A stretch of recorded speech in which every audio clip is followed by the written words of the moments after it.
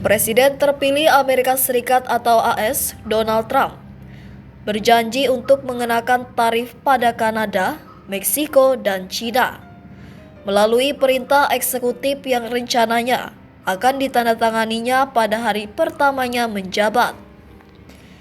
Dia mengatakan hal tersebut merupakan balasan atas apa yang disebutnya sebagai keterlibatan mereka dalam distribusi fentanyl yang mematikan dan migran ke AS.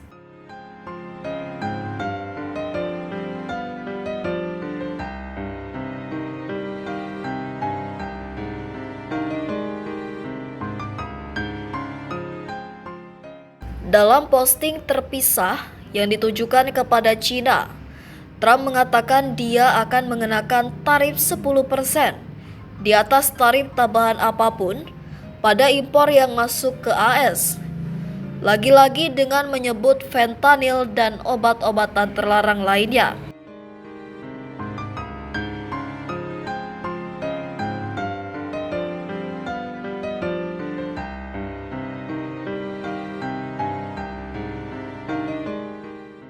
Senin 20 Januari 2025 bukan sekadar hari di mana Donald Trump resmi menjadi Presiden Amerika Serikat ke-47, tetapi juga hari di mana China, Kanada, dan Meksiko menjadi korban dari kebijakan Trump.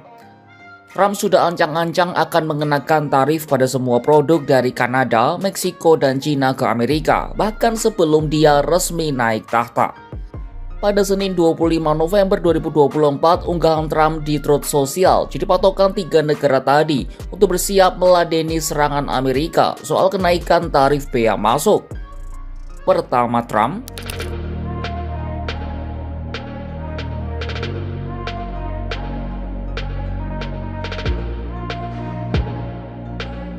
dikutip dari New York Times, dalam unggahan tersebut, Trump berencana mengenakan tarif sebesar 25% terhadap barang-barang dari Kanada dan Meksiko.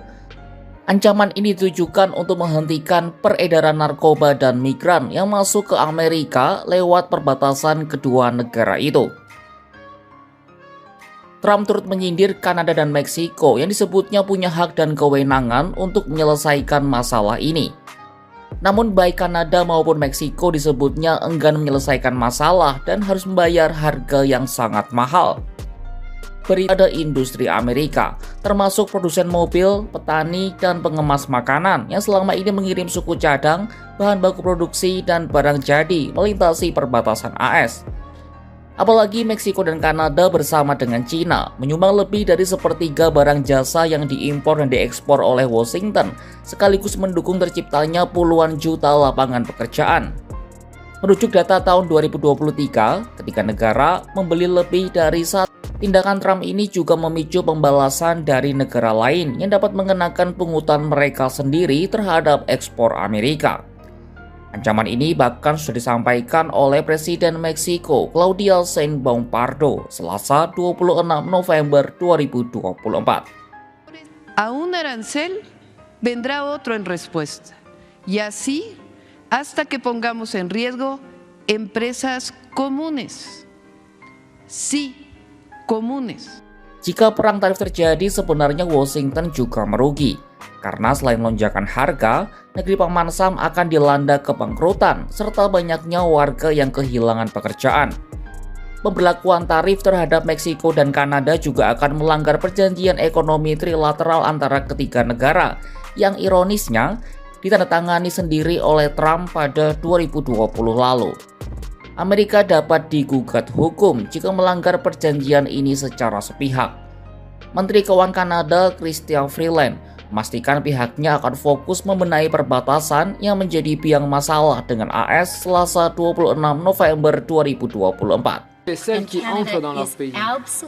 Le Canada est absolument dédié à travailler avec ses voisins américains pour faire en sorte que leur frontière nord soit pleinement sécuritaire, tout comme nous sommes engagés à assurer la sécurité. Lalu bagaimana dengan China? Seperti apa perang tarif yang akan dijalankan Trump?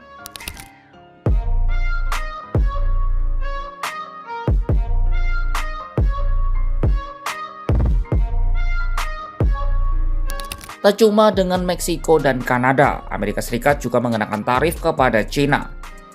Tindakan ini sebenarnya tidak mengejutkan karena sudah pernah dilakukan Trump di periode pertamanya dulu.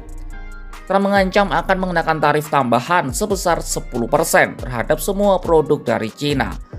Alasannya China mengirimkan obat-obatan terlarang ke Amerika Serikat. Dalam kampanye dulu, Trump mengisyaratkan akan mengenakan pungutan sebesar 60% atau lebih terhadap barang-barang China. Menanggapi ini, juru bicara Kementerian Luar Negeri China, Mao Ning, memastikan Beijing terbuka terhadap dialog dan komunikasi dengan Washington.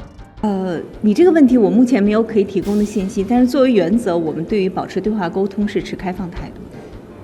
Di lain sisi, China punya strategi unik dalam menghadapi perang tarif dengan Amerika. Bukannya melawan dengan memberi tarif baru, China malah berencana melemahkan mata uangnya renminbi. Media New York Times melaporkan renminbi yang lebih murah akan Donald Trump sudah senggol sana sini, padahal belum resmi menjadi presiden.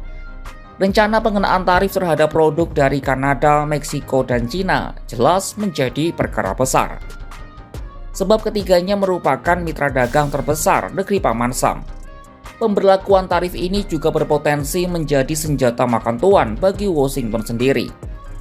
Lalu benarkah tarif ini akan diberlakukan ketika Trump mulai menjabat pada 20 Januari 2025 mendatang? Ataukah ini hanya strateginya untuk memenangi negosiasi seperti pada masa lalu?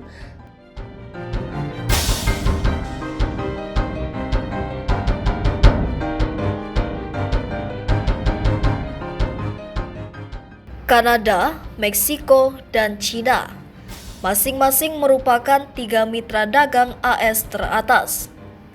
Secara gabungan, mereka menyumbang 831,20 juta dolar atau sekitar 13,2 triliun rupiah dalam perdagangan AS, menurut kantor perwakilan dagang AS.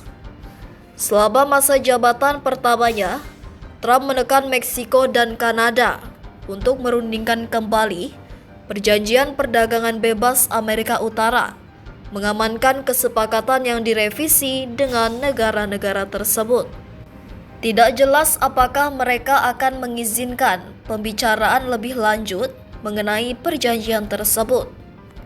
Secara terpisah, dia memulai perang dagang dengan China yang berlanjut setelah kendaraan listrik, panel surya, dan baterai mobil listrik.